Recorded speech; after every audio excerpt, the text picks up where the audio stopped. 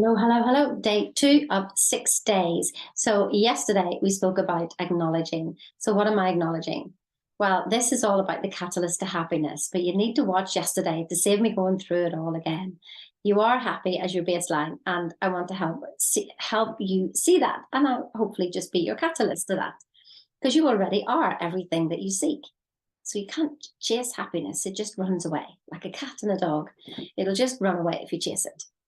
So yesterday we spoke about acknowledging who we were. And I asked you to ask yourself those questions, what was coming up for you whenever you said, who am I and what am I? And it's a question I ask every day. It's not that I will ever know the answer.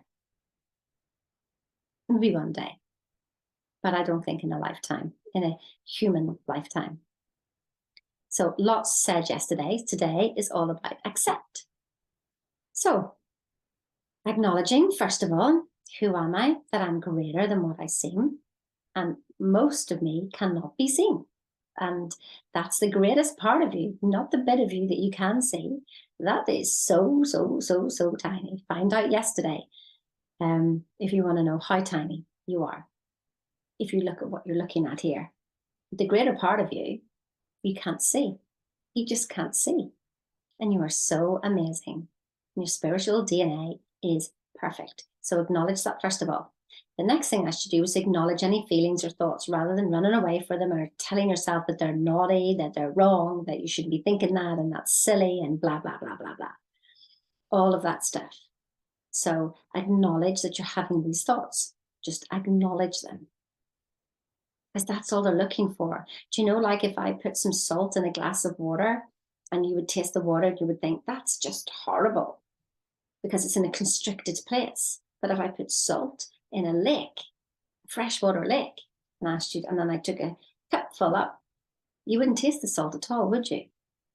You see, when you give yourself permission and to look at something, just to let it expand, then it releases everything. I mean, here's a funny story that if you really need a wee in your bladder and you're like, oh my God, I'm going to wet myself. And like your bladder, you're all tense and everything. And you think, oh no. I remember the first time that I did this and I just went, well, go on then, wet yourself. And my brain went, well, no, clearly I'm not going to do that. And my body relaxed and I didn't need to toilet. And I managed to get wherever I was going and get to the toilet safely. So that's what's happening with your emotions and your mind and your thoughts. You're constricting them, and so they seem like they're really big. But if you just go, oh, here you are again. I see you. We keep having this thought, keep having this feeling. How about accepting that you're having them? Accepting it. It doesn't mean that that you want them to continue to stay there. But if you resist them, they persist. What you resist persists. I know you've heard this before. So what you resist persists. Just acknowledge and accept, first of all, that you're having them. That's it. Accept. I keep having these thoughts. And then, strangely enough, they don't seem as big anymore. It's like you relax, because before you were fighting them, and now you're just like, oh, you're here again. Now, instead of judging them, how about you just look at it and just go, it's a thought. Or it's a feeling without a judgment that it's wrong. Because who's feeling the wrongness? You. Yeah, you're feeling the wrongness. It's not the thought. The thought couldn't care less. The thought just passing through and you hung on to it. And it's not even your thought. Goodness knows where it came from. Your brain is just a sending, receiving device, and it's just passed on through, and you grabbed it and held on to it. And you don't have to accept every thought that comes through. But while it's in there, just go, all right, okay, we're visiting again, are we? This takes practice. And so these 6 A's that I created to help me, like I had to find my own way out. So it doesn't matter what all these other things that other people had given me. I had to find a way to help my brain, to help my mind, to help my body, to help this, whatever's going on here, or the body that I'm in, to help it find some sort of peace. The mind is always doing something anyway. It's never at peace, for goodness sake. It's always chittering away. And you can notice them rather than having to be them. And who knows, it's not your thought. It could be somebody two doors down had a bad day and you picked up on their thought, but then you took it as yours and then you added a story to it and you had other events that matched that vibration. So you pulled on memories from there and off you went. And now we're all tied up in knots. Just acknowledge and accept everything that comes through. Oh, look, there you are again. Because you see, from there's something else that happens. And we're going to talk about that tomorrow. So yesterday was about acknowledging who you are, acknowledging those thoughts, acknowledging those feelings. And you had a free chapter of my book, chapter 1, acknowledging. There you go. I hope you got the copy. There'll be a book out at the end of this. I mean, if you're interested. I'm going to share with you what helped me. That's it. So acknowledge first, then accept. Accept. And accept that you're bigger and greater. It's not who you think you are that holds you back. It's who you think you're not. Accept the possibility, at least, that you were bigger than who you are. You see, if somebody had told me this whenever I was 19, I went for an IQ test to join the RAF, and I thought I was going as a secretary. And when I got in there and I did my IQ test and did my interview, they wanted me to be an officer. My IQ was 160, and they said that, I could just go straight into officer training. I didn't understand what that meant. Never mind, I didn't even understand what an IQ test was. To me, it was just like the 11 plus. I'd done that many whenever I was 11, that my mum had me sit in a room for a year. No, she did let me out, don't worry. She let me out to do my Irish dancing. So I was programmed to Irish dance and I was programmed to pass my 11 plus. Thank you, mummy. So that programming then helped me, do whatever IQ test was. So, but I didn't understand what that meant. And I was told that I wasn't academic and I certainly was not a leader in any shape or form, had no ideas about that at all. I was just Sheena McManus at the time. And so I left and I didn't tell anybody and I didn't answer phone calls and I didn't answer emails because I thought they've got the wrong person. I imagine if I had known, accepted a possibility that I could have been something different, I couldn't accept that then.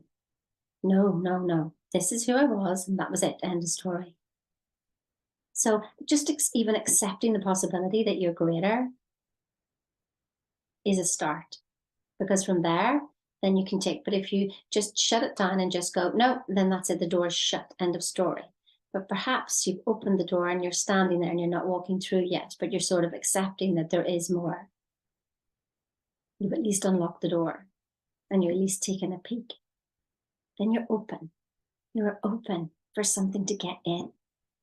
See, it's the same as, thinking that you know everything. Accept that you don't know everything. You've been taught that you have to know everything, but just accept that you don't know everything. That in itself is like opening the door and letting something through, some new piece of knowledge. Accepting your emotions allows them to be, stops you fighting them. Accepting that you feel crap, accepting that you feel angry, accepting that you feel depressed, and there's nothing wrong with it. You see, all these emotions are just coming up to be felt, and then they go.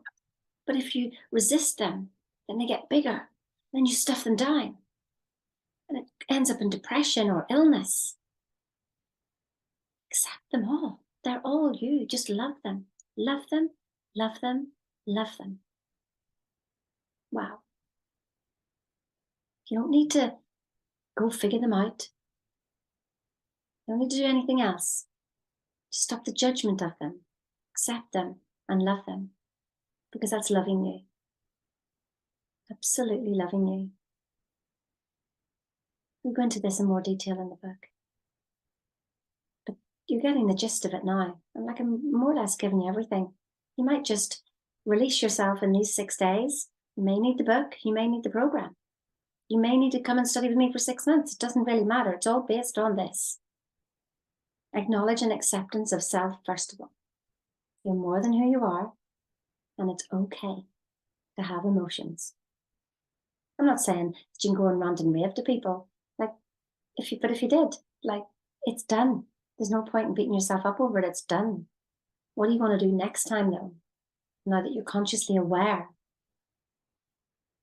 Whereas when we try and stuff it down, we hide. But when we can just go and, yeah, I'm angry. I'm really angry. And not make ourselves wrong. You'll find that it dispels a lot quicker because you've given yourself space instead of thinking that you're just locked up in this body. You're greater than what you've known.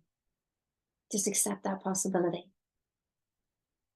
And tomorrow, well, what do we do after that then? Okay, I've just brought myself to peace. I've brought myself to, oh, it's okay. It's okay to be me.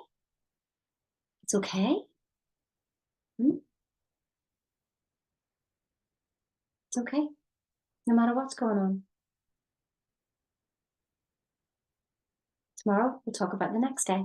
Done 2 so far. Acknowledge and accept. Try that.